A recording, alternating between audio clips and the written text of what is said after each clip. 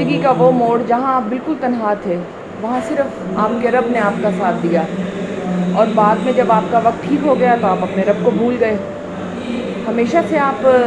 یہی چاہتے تھے نا کہ آپ کا مسئلہ حل کر دیا جائے، آپ اٹھتے بیٹھتے اپنے رب کو یاد کر رہے تھے، لیکن اس کے بعد کیا ہوا؟ اس کے بعد آپ نے اپنے رب کو چھوڑ دیا، اس کے بعد آپ اپنے رب کو بھول گئے،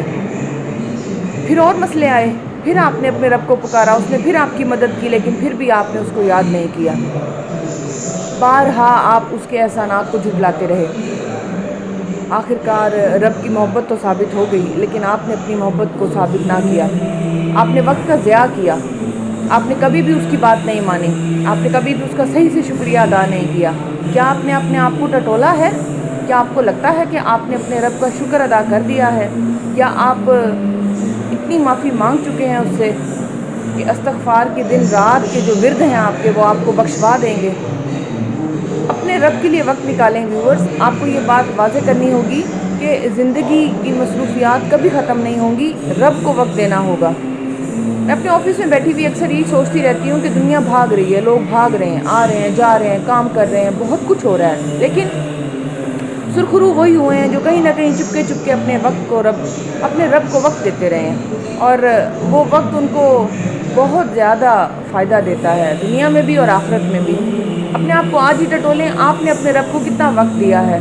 اور کس حد تک اس کے ساتھ گپ شپ کی ہے، اس سے بات چیت کی ہے، رات کو سونے سے پہلے، تکیے پر جانے سے پہلے کس حد تک آپ نے اس سے بات چیت کی ہے، اس کو بتایا ہے اپنے حالات کے بارے میں، اپنے بارے میں، راتوں کو اٹھ کر اس سے گپ شپ کب کی ہے، کب اس کے ساتھ ڈائریکٹ ڈائلنگ کی ہے، کب آپ نے تہجد پڑھی ہے، آپ کی 5 نمازیں پوری ہیں یا نہیں؟ زندگی سمجھنے کی کوشش کریں گے تو زندگی سمجھ میں آئے گی، ورنہ زندگی ایک الجھی ہوئی گیم بنی رہے گی جس کے پلیئرز بڑھتے جائیں گے، آپ ہارتے چلے جائیں گے۔ اپنے آپ کو سمجھنے کی کوشش کریں، مجھے لگتا ہے کہ آپ سمجھ جائیں گے، سنبھل جائیں گے۔ اتنی سی بات تھی مگر بہت دیر سے سمجھ آئی،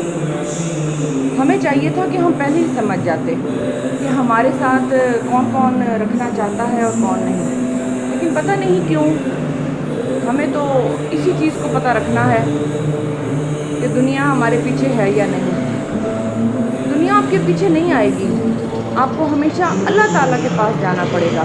آپ کو ہمیشہ اللہ تعالیٰ کو وقت دینا پڑے گا، اپنے رب سے اپنی ساری باتیں شیئر کرنی پڑیں گی۔ دنیا تو آپ کی ہے ہی نہیں، جو چیز آپ کی تھی ہی نہیں، اس کے پیچھے بھاگ بھاگ کر کے اس کو اپنا کیسے لیں گے آپ؟ آپ اس چیز کو سمجھ لیں ویورز کہ زندگی کی خوبصورتی صرف یہی ہے کہ آپ اپنے رب کو وقت دے رہے ہیں۔ سارے کام ہوتے رہیں گے، سب کچھ ہوتا رہے گا، سب لوگ آگے نکل جائیں گے، آپ کا آگے نکلنا صرف اس چیز پر نربھر کرتا ہے کہ آپ کتنا زیادہ اپنے رب کو یاد کرتے ہیں۔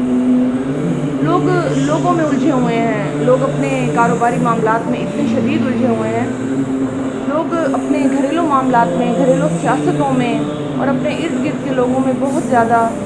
اپنے آپ کو الجھائے ہوئے ہیں۔ فائدہ کیا ہوا اس سب کا؟ کچھ بھی نہیں، کوئی فائدہ نہیں ہوگا اس سب کا۔ آپ کو ہمیشہ اس چیز کو سوچنا ہوگا کہ زندگی ہمیشہ موقع دیتی ہے، لیکن سمجھداری اسی میں ہے کہ اللہ تعالیٰ کے ساتھ رابطہ کر کے اپنے تمام مسائل کو حل کر لیا جائے اور آگے بڑھا جائے۔